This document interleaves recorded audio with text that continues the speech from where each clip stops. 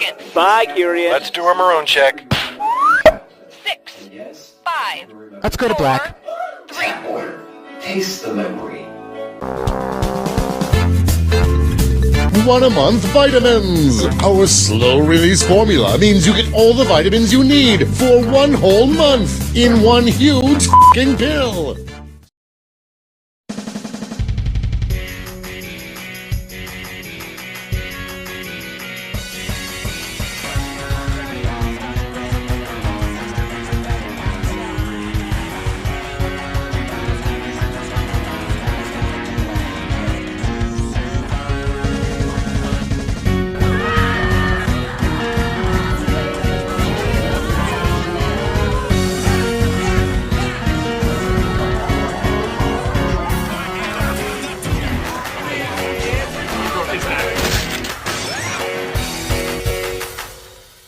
Vroom, vroom, vroom. Maybe, maybe, vroom, maybe. Delivery, mister. Hey everybody, I'm the Loud House Critic, one guy with 1,000 views and all the episodes I must review. So who y'all in the very last week of August, so I got at least one more Lori Loud episode. Disappoint, but somehow this episode seemed too much for a fitting end for Lori Loud with this episode, Coupe Dreams. The 50th episode of season 4 of the Loud House, and above all, the 199th episode, and it's also the 4th season finale of the Loud House. For being an episode to be a fitting end for season 4, this one really did not end too much well on a perfect note of this season, because there were a lot of things that were too cringeworthy, with a little bit of unrealistic to it too. But I didn't come to review this episode alone. I so happened to bring another guest star on my show, and he's also a great YouTuber as well too, especially when he talks about Loud House 2. Please, everybody welcome SteamTeamRedubUK.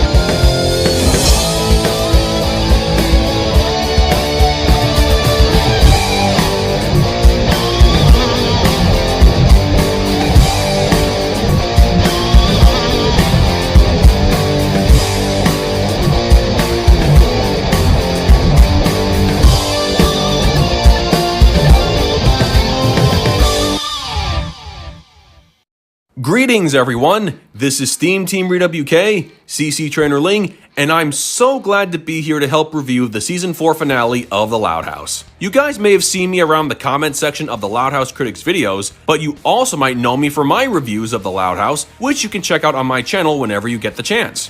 But without any further ado, let's get right into this episode, Coupe Dreams. Let's get on with the show.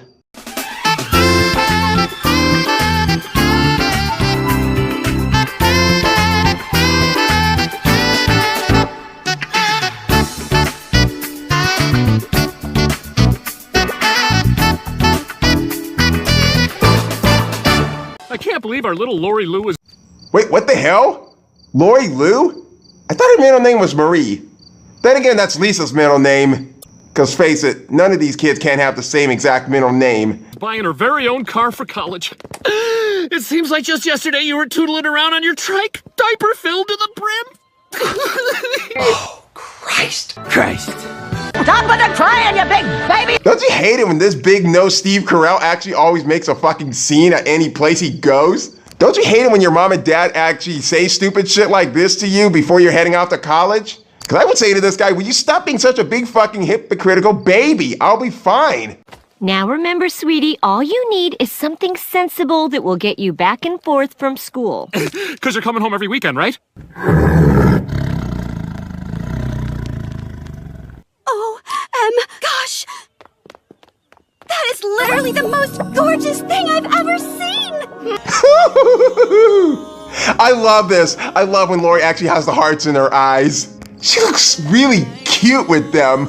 It's like she's totally falling in love.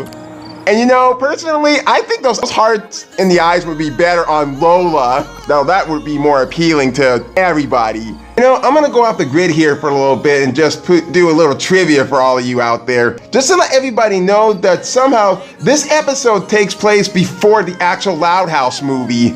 And this was also the final episode to use the old title card design, and the final episode where all the siblings retain their age from season 1, with the exception of Lola and Lana, who turned 7 in Strife at the Party. I just wanted to say all this just before I forget to tell it to you all, so that way you all actually know the event before school even happened. Anyways. This car is beautiful, and it's totes your color. Whoa! Lori and Lenny unlocking their inner dolphin when they get excited. Interesting.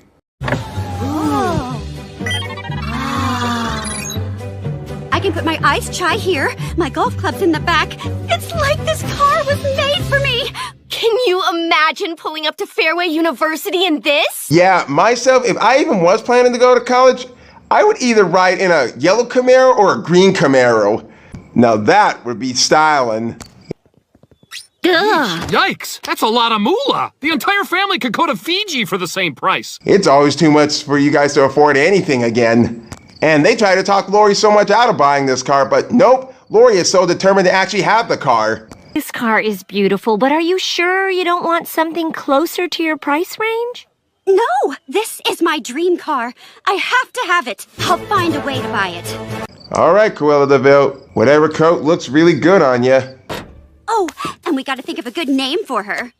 How about Lydia? Love it! No comment. Hey, Loud! If you need a car, I got an old clunker that I'd love to get rid of for the right price. ONEHUNDREDSEVENTYFIVENO. I know the car's expensive, but I already figured out how to pay for it. I'll just get a second job on top of working at Dad's restaurant. That's a great plan, Lori. Wait a minute. I cannot believe she's still actually working at a restaurant when really, what the fuck actually happened to her job in the waiting game? Did she quit that job? She could have actually used that second job instead of just doing something worse that could lead to a motherfucking disaster. Take a breather, critic. We're about to get into the most tedious part of this episode ever. That's so rad, dude! I need one of those for my room! Ta-da! You are looking at Royal Ride's newest shuttle driver. Don't try to stop me this time, Smee. Don't you dare try to stop me this time, Smee. Try to stop me. Smee, you better get up off your ass. Get over here, Smee. Check this out. We thank you for your loyalty. We'll treat you just like royalty. Let's go, Shavki. First of all, you look completely ridiculous in that outfit. Secondly, I know you can sing a whole lot better than you did there. You know, one thing that puzzled me at first was why didn't Lori just pick up more shifts at her dad's restaurant instead of becoming a driver? I guess her manager position doesn't pay as much as it should, and there are only so many shifts to go around.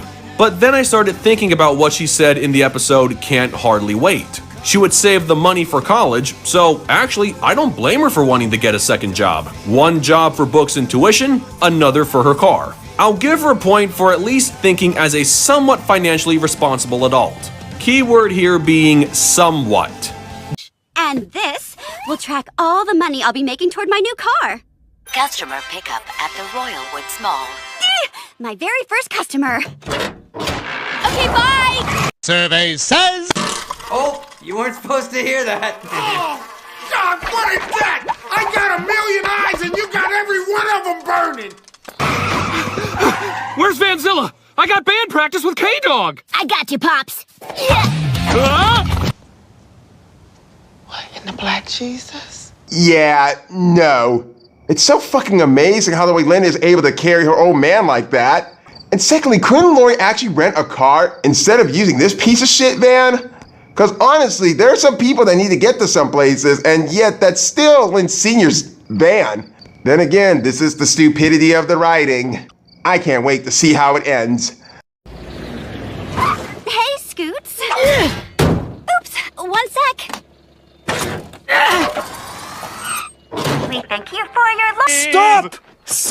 Did it have to be Scoots? What the hell happened to the retirement vehicle? Did they just leave Scoots behind because they didn't want her around anymore? And what the fuck was up with the pudding machine? I don't know if she was able to afford that shit. But I'll tell you one thing though, she's starting to crave addiction of diabetes. And that's an addiction that will never die.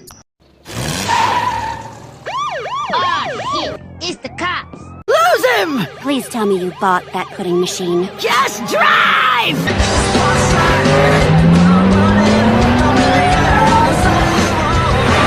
I should have known. Why has this old biddy not even been arrested yet? But anyway, Lori decides to make the drop off for the old bat instead of just dropping her off at jail, which I would have done in the first place. And she goes to pick up her next customers. Step on it, you knows we got a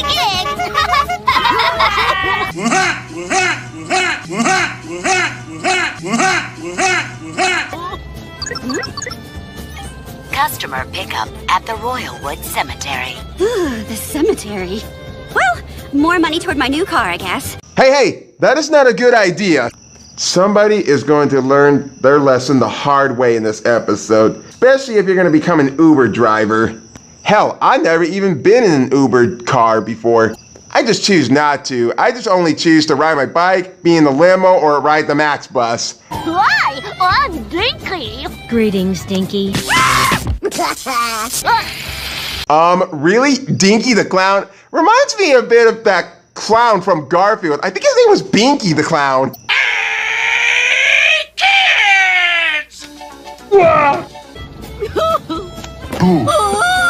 I'm guessing these guys are not afraid of Pennywise. But then again, and I will say this in another movie review, horror and comedy don't mix too well. And especially scary movie. Because honestly, they tried that with Jennifer's Body and that did not turn out too well. Unless you're trying to be an idiot and really don't want your movie film to be perfect. Come on, guys! Just try to get along! It's a short ride! Clowns daddy by Boris. Stop screaming! So gods do actually have a fear of clowns. They sound just like my mother. But anyhow, Lori managed to drop both of the groups off instead of dropping off one group at a time, and decides to get more pickup with... Hi, Liam. Hi, Liam's Mima. Do you guys have any luggage? Nope, but Virginia, Clarence, and Carol Ann sure do. Survey says...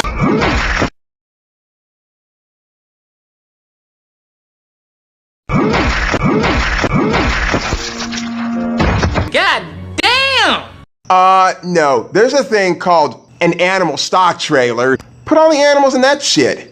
Then again, Lana actually did bring a few animals with her during the episode trip, but somehow I can make that an exception because they're not a bunch of farm animals, they're just a bunch of reptiles and amphibians. But Lori decides to get the job done and actually returns home. Hey, how did your first day go? Did you rake it in? I don't know. Let's see. $30? Oh, you suck. Damn, only $30? Shit.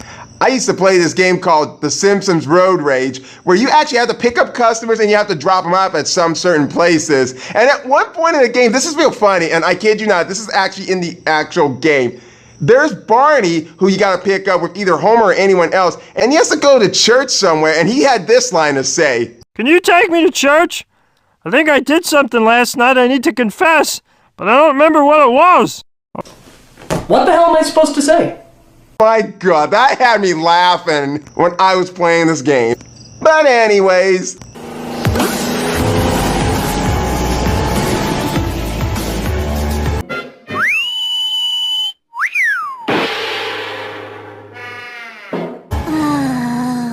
Shut your mouth, Sarah! Just gonna ask, was she really drooling over the car, or was she drooling over the girl driving the car? Huh? Huh? Oh man, don't start that shit, buddy. She's already got a boyfriend and we've had enough of this agenda being on the show. And speaking of, I still gotta post that video of what do I think of the relationship between Sam and Luna. No, I've got to have that car now. I know. I'm just gonna have to pick up a few more jobs. Oh good. Here comes the train wreck of a motherfucking disaster. Whoa. Hey, what's all that stuff? Well, in addition to being a shuttle driver, I'm also delivering food and doing mobile babysitting. This is the plan? Are you fucking crazy? This will never work. Food pickup at Burpenburger. Time for my first food delivery. Wish me luck. Bye, Lori. See you later. I don't think this is going to work, but I trust you. I just hope you know what you are doing. Where's Vanzilla? I need baking powder! And a fire extinguisher! On it! God. There is no reason to have Lynn Sr. be pointless in this part of the episode of him needing Vanzilla to go someplace and then somebody has to give him a different ride. Babysitter needed at Charles Street and Oakhurst Drive. Have a great time at the zombie escape room, Mr. and Mrs. Fox. I'll drop the kids off later. Mr. and Mrs. Fox? Oh no! No! Okay, I just need to deliver the burger, then...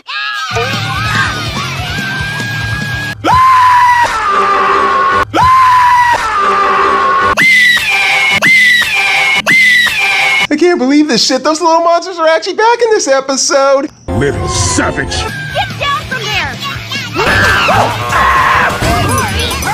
What am I paying you for? So, Lori admits in the episode Sitting Bull she can't handle the Fox quintuplets. So why in the world would she willingly babysit them knowing how terrible they are? What happened to Lynn being able to get those little brats under control like she did the first time? You know, a little consistency wouldn't... You know, you really actually make a good point there. Why is Lynn not even in control of babysitting these little monsters like she was in Sitting Bull? And speaking of Mrs. Fox, how the hell could she squeeze all these little bastards out? Two of them must be hanging to the fucking floor. These damn kids, they play around rowdy so much very young. That's very unusual. But I'm sure they got birth control pills shaped like Fred Flintstone eggs. No wonder breastfeeding is not the same as it used to be. Let's get to the next customer that Lori's gonna pick up, and she's also gonna suffer too.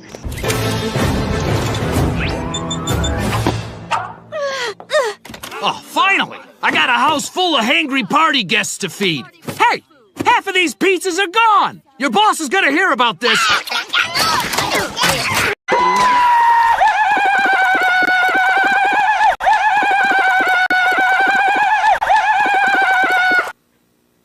What the hell?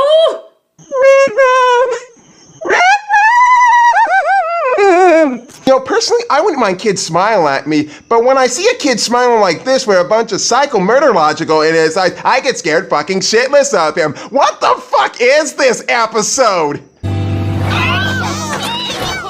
Oh, great. You're my driver. I seem to recall you running me over once. Yeah, and I felt no regret about it either. Oh boy, Flip is here. Just what the episode needed.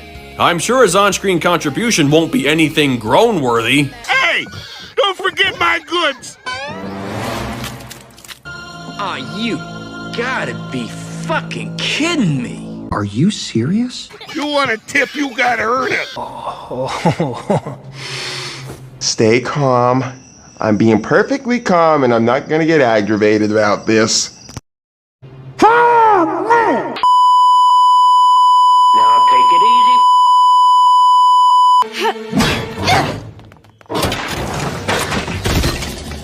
Holy nachos! You can kiss your 5 stars goodbye! Go fuck yourself. Go fuck yourself. Go fuck yourself. Felduce. And your upholstery! Ugh. Why? Just why? Survey says...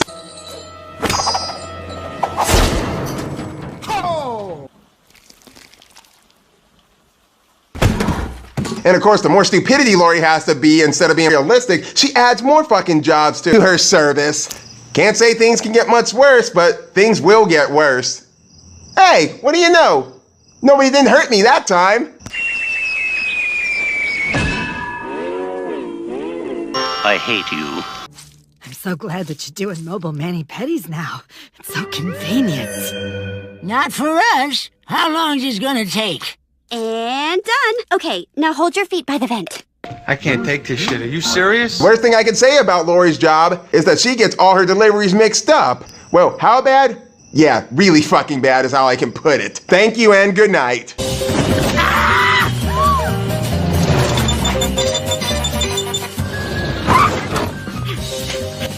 Well, I ordered a gravy and cornbread poke bowl, but you're just as cute as a button.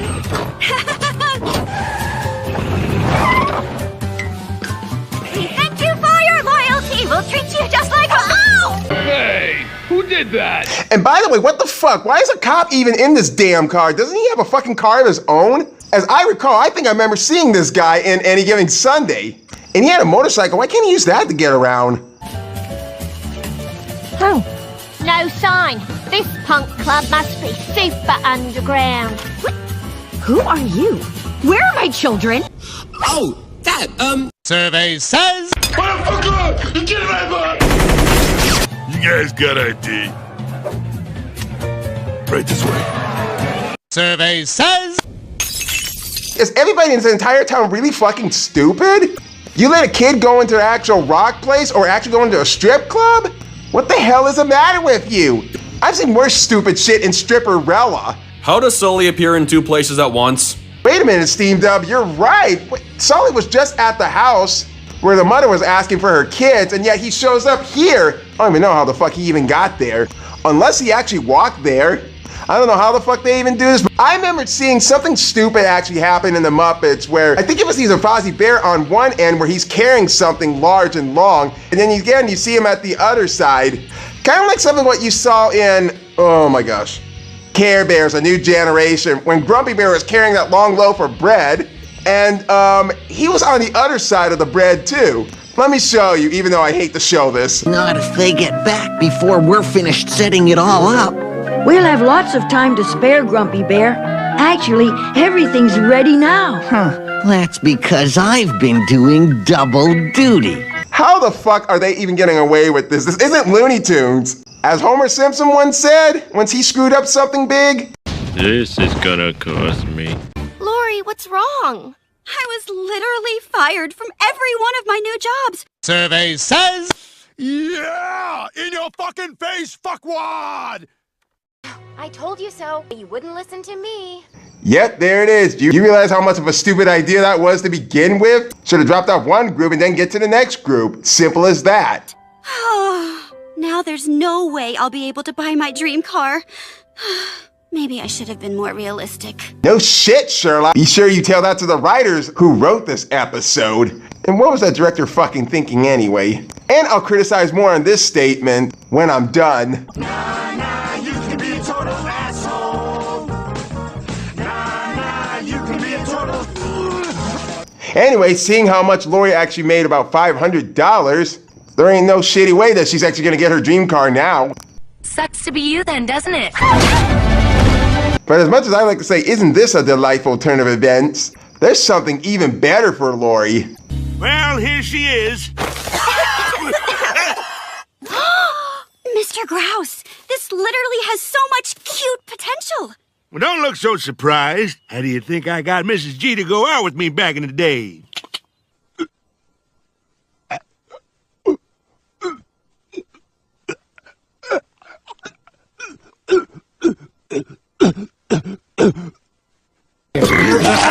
Okay, that's way too much information to be sharing with two girls that are underage. And I don't want to hear that shit about your guys' little backseat action.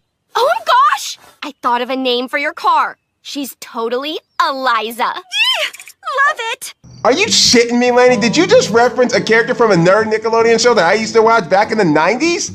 Then again, I didn't watch that show too much. I didn't care so much for it. But as much as this car needs about a fixture-upper, but don't worry, that won't be a problem for Lana. But somewhere, Mr. Grouse is actually asking about $750. You know, as much as Mr. Grouse is actually begging for that much money that won't go any lower than that, he and Flip should actually get together to make some greedy business out of that. But then again, Mr. Grouse is pretty much likable, unlike Flip. All I have is $500. Maybe we can work something out. Do I even need to be afraid to find out what he's gonna make Lori do for him? Then again, this ain't fucking house Flip. So, where would you like me to drive you now, Mr. Grouse?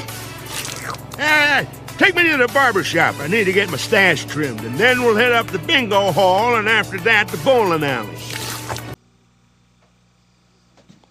Well, win a few, lose a few. You know, am I the only one who thinks that catchy music tune I'm hearing in the background kind of sounds close to the Cleveland Browns show? I mean, just listen.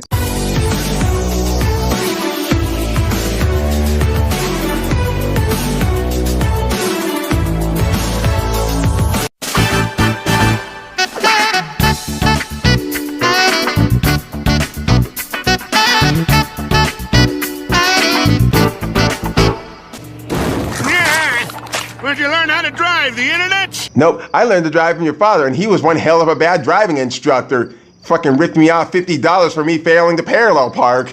And crank up the AC. Sweating like a bull in Orlando back here. Do something about that sun, it's right in my eyes. How much longer? I need to use a little Grouse's room. My God, are you still talking? It's just till the end of the summer. Well, that shouldn't take too long. So that was Coupe's dream.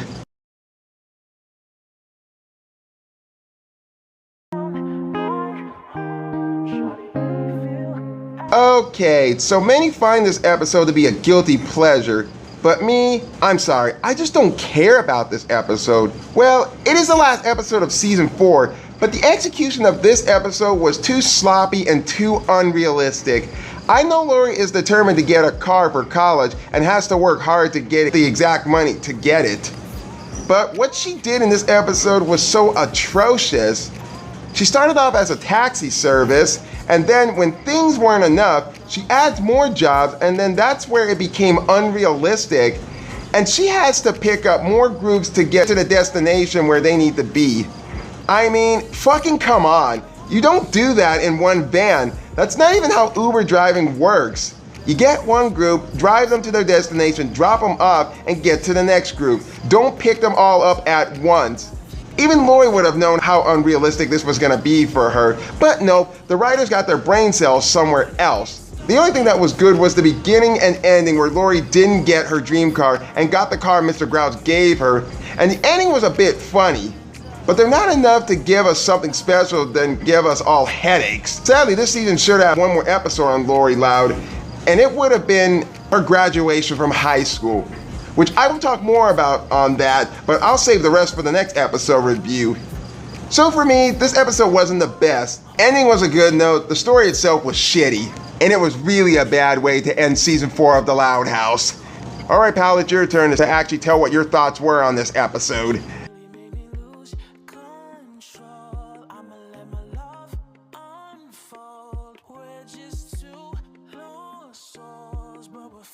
Alright, as far as this episode goes, I will say I do agree with the Loud House Critic by saying it does come off as very sloppy, and yes, it's not a realistic way of being an Uber driver. But then again, there are a lot of unrealistic things that happen in this fictional animated universe, but that's beside the point. I'll also say this was Lori's weakest episode on my ranking of episodes with her as the main character. She admits what she did wasn't such a good idea, and she was clearly in over her head by taking on one job after another, and that's how everything spiraled out of control for a teenager who's about to enter the adult world and college once this episode finished. However, I don't really consider this episode to be all too terrible, because I approach it from the perspective of a teenager, something we all were at some point in the past. Teenagers think they're all grown up and assume they can handle whatever comes their way without stressing themselves out, only to get dope slapped by reality when they realize what they're doing is not as easy as they thought. If anything, I liked the messaging of the episode. If you want something, you have to work for it, and if you come up short in the end after busting your hump, you might have to settle for less, and that's just how it is sometimes. The way the story played out was not realistic, but the messaging behind it was realistic, in my opinion, and the concept of working hard and not always getting what you want are very important lessons we all have to learn, and that's what Lori learned here. In the end, the final few seconds of Lori smiling and driving off into the sunset was a nice way of closing out the story. She still got a car, and Lana said she would fix it up as good as new, so everything did work out for the best, just not in the way Lori would have wanted, but hey, that's life. So those are my thoughts on Coupe Dreams. Okay, you know what? There, how's that? Everybody happy now? I do understand what you're saying, but technically they're not enough to save this episode to actually end on a good note for season 4. Thanks again, Loud House Critic, for having me here, and I hope you and I can do another one of these again real soon. I'm the Loud House Critic, and get ready for something big next time. In the loud house, duck, dodge, push and shove, it's how we show our love. In the loud house, one boy and 10 girls wouldn't trade it for the world.